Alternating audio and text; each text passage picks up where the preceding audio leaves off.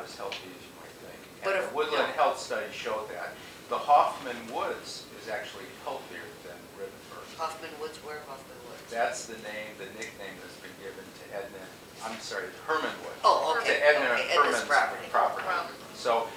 So I request the modified study to be on a property yet identified.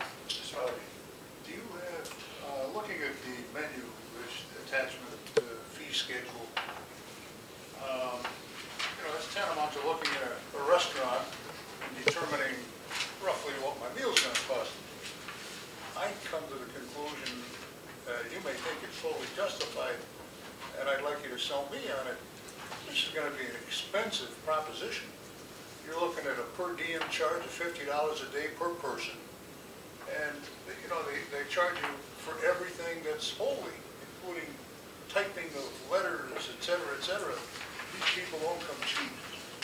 And I wonder if you have an idea as to what our $3,400 is going to result in as a quote, just a ballpark. What's this cost? No, it is a fixed price quote. No, he's trying to buy the truck. It's going to be. I mean, I'm sorry?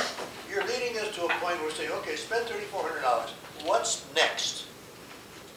What's In next dollars. is to execute the plan, And how and, much is that gonna cost? they will give us an estimated cost for the plan that How much we do you can think it would take. be?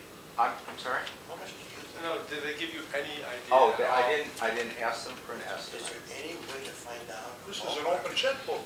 Yeah, you need them to come up No, with no, some it's kind not of. an No, open it checkbook is yet not an because open you haven't checkbook. authorized it, but Pardon? you haven't authorized it yet. I understand So it's that, not but open. we're authorizing an open checkbook. No. We are authorizing to purchase a $3,400 plan. You're authorizing the potential at some Okay. point in time to And if address. it comes back far too expensive, we walk away and we're on 3,400. Exactly. That's exactly right. That's right. Okay. No, I'm more interested I in hearing understand. from Chuck, whether, Chuck, you believe that you're our forester, That this is worth. okay? Because We already have you. Have you Okay, seen, now we're going Here's my only outside. comment. And I Have you wonder seen whether it? you feel it's important. I'll accept those rates. If that's the new village standard, I'm in. I'm just wondering, is this something that you think would be worthwhile and something that you'd like to ultimately see? Yeah, I did have a chance to go through it, and I put some comments down. I think I'll make just some general comments about we've already talked about one of them. It's the particular property that was selected and all that sort of thing. One of the things that struck me was that the evaluation report that they, and by the way, Steve Applebaum's been a friend of mine for a long time. I have a great amount of respect for his organization,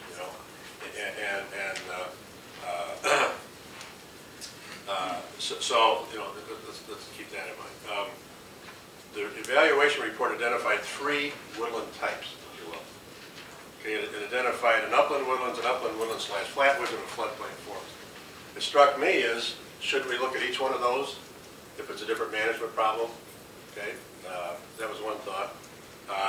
The other thought was that evaluation report also contains recommendations associated with each one of those woodland type descriptions.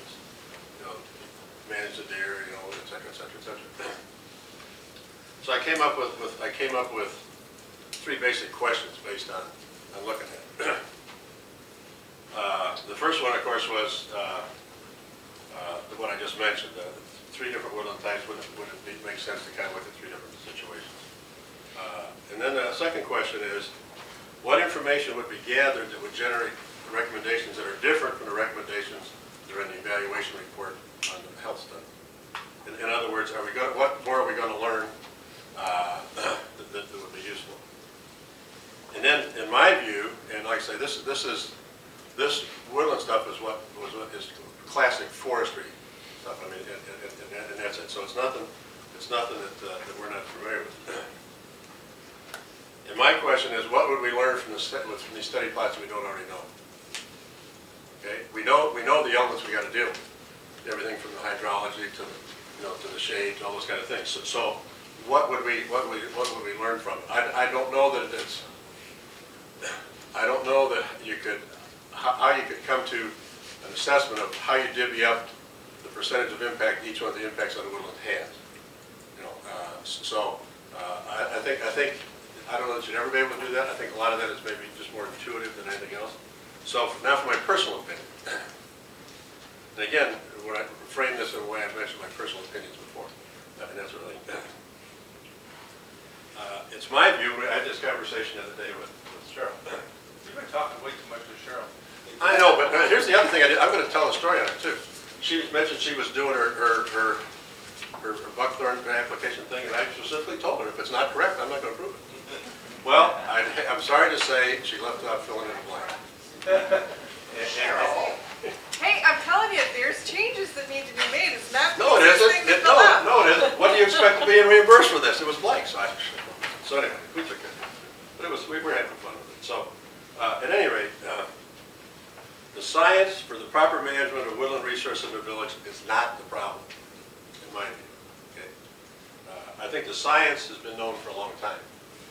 The problem is the fragmented ownership of the woodlands, I think, and how we utilize the science that we know to get the ownership to effectively manage their fragment of the woodland. That's the key problem.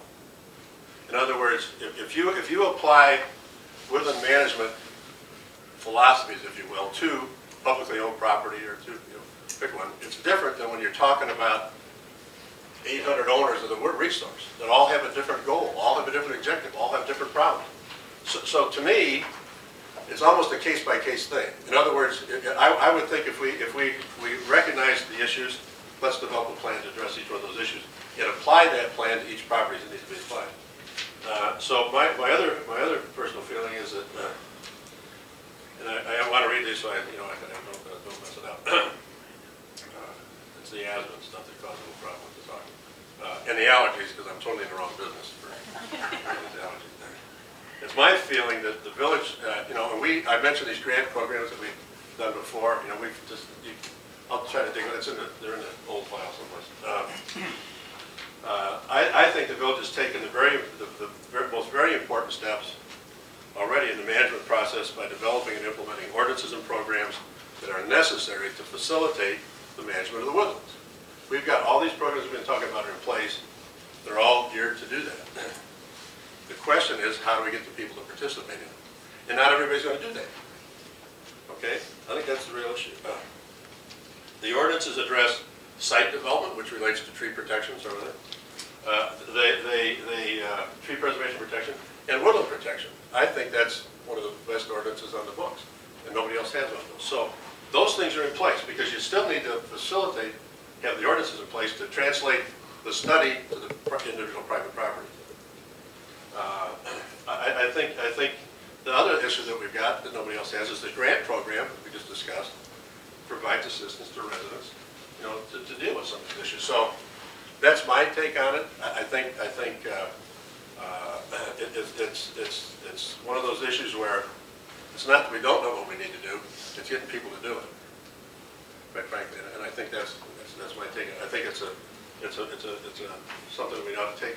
Maybe we bring in the AES people and sit down and chat about all this stuff. Because I think there's some, I got to use some of this knowledge before I forget it all up here. But I think it's basic stuff to me. And I think to me, and I was telling Cheryl the other day, my 80-20 law, I don't know if I've mentioned this before that.